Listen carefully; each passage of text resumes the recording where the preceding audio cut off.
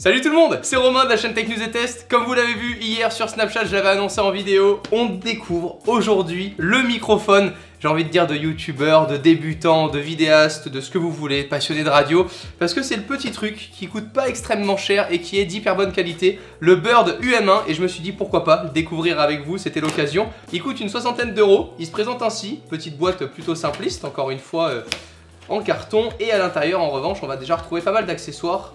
Pour son prix, on a la petite araignée qui empêchera toutes les vibrations avec le microphone lorsqu'il sera posé sur son pied. On a une petite housse dans laquelle on a notre microphone. Voilà, je trouve ça plutôt cossu pour son prix. On a le petit adaptateur pour venir l'adapter à des bagues différentes au niveau de la vis pour le fixer sur le trépied. Et on a le petit câble USB puisque c'est un microphone USB qu'on viendra relier que ce soit sur Mac ou sur PC. Bon, on a plutôt de la marge, niveau longueur de câble c'est plutôt cool, comme ça on pourra venir le faire passer proprement et faire du câble management, n'est-ce pas? Ça fait très longtemps que je le conseille, depuis que j'ai ouvert la chaîne, beaucoup de monde m'en parlant bien. En concurrent et en très bonne qualité, on a également le Eagleton UM30 qui sont à peu près pareils dans la même gamme. On est sur une capsule cardioïde, ce qui fait qu'on va vraiment éliminer tout le son à l'arrière du microphone et le microphone va vraiment se concentrer sur le son qui arrive de l'avant. Le petit câble USB qu'on viendra relier directement à l'arrière comme ceci ici. Et on n'a plus qu'à venir le brancher, je vais le tenir à la main pour faire le petit test directement avec vous.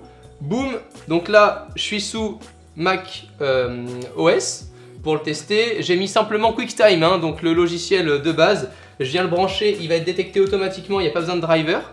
Voilà, le petit bouton qui s'éclaire juste ici.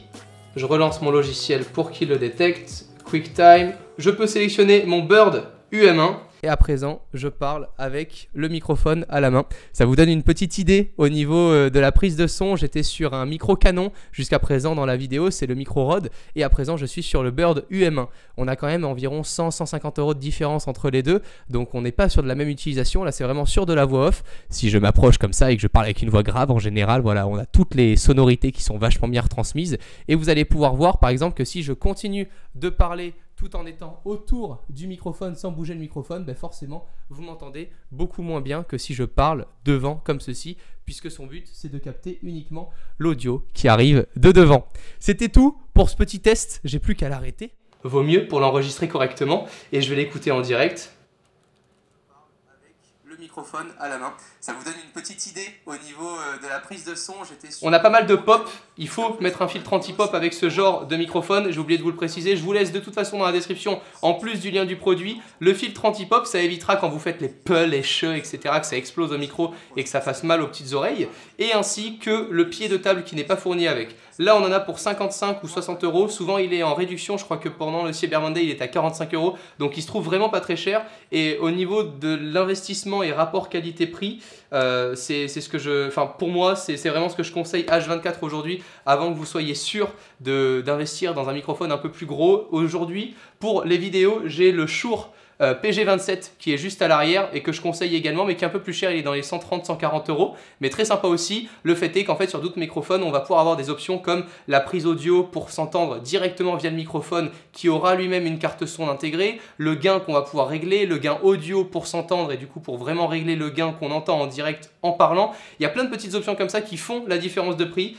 mais aujourd'hui pour le rapport qualité-prix j'en étais plutôt très content de vous le présenter et c'est vraiment celui que je peux recommander. Si vous en avez d'autres dans la même gamme, dans le même type, n'hésitez pas aussi à les conseiller en commentaire, mais aujourd'hui si je dois vous en conseiller un, c'est celui-ci. J'espère que cette vidéo vous aura plu. En tout cas on était reparti pour une découverte comme ça d'un nouveau petit produit. On se retrouve dès demain 17 h pour ne pas l'oublier, cette petite vidéo qui sort dès demain. On s'abonne à la chaîne, n'oubliez pas, et petit onglet notification pour les activer, comme ça vous êtes parmi les premiers à pouvoir la regarder, interagir avec moi et ça me fait super plaisir. J'essaie au maximum de vous répondre à travers les commentaires. Prenez soin de vous, à demain 17 h, ciao tout le monde.